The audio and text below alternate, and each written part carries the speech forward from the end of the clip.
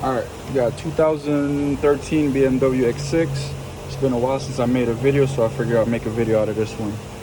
Today, I'm gonna be replacing the AC compressor, which is hidden somewhere in here in this area. So I'll go step by step, and you guys can follow along if you ever want to do this job at home. First thing you're gonna do, obviously, is you're gonna want to recycle whatever refrigerant is in the system, and also you want to measure how much oil gets recycled so you can add that oil back into the system.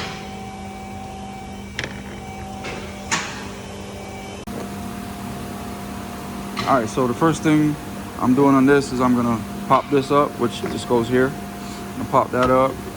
You're gonna loosen this. All right, you're gonna take these hooks, or whatever they are, they hook on this, the air filter housing. You're gonna pop those off, and then you're just gonna pop this up like that. We're gonna get this out of the way so we can get a better look underneath to see what else we gotta move out of the way, what else we gotta take out. I did one of these a couple years ago. I don't remember exactly what it is I did, but I do remember it was a pain, so bear with me, guys.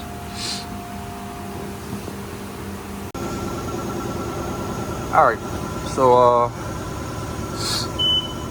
next thing I'm removing here. First thing I did was I pulled this up because we're gonna work on removing this tube right here. Also, I popped this up. So just be careful popping these up because they can be a little brittle. I undid this plug, and I loosened this with a flathead. We're gonna work on getting this Torx out.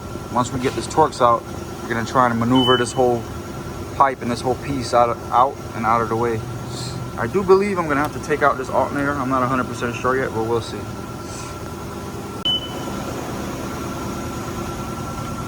All right, guys. So we got that hose out of the way.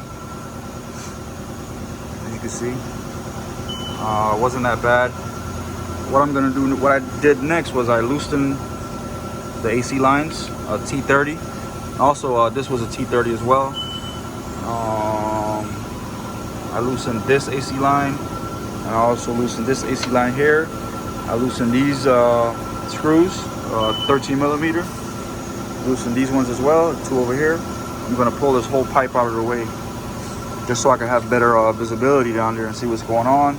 And I'm also gonna take these lines completely out of the car, just to make it a little easier to work on.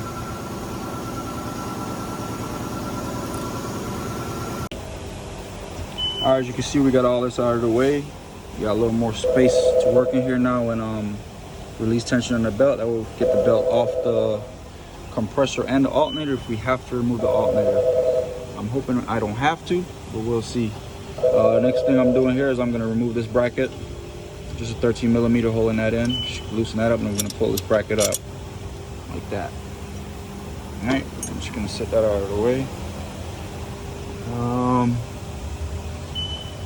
I do believe there's a screw back here, and there's 2 up front. And I believe one of them that's up front I have to access through the wheel well or from underneath the car. So I'm gonna go ahead and lift the car up now, and we'll see what we're working with. All right, now I don't know if you can look up in there,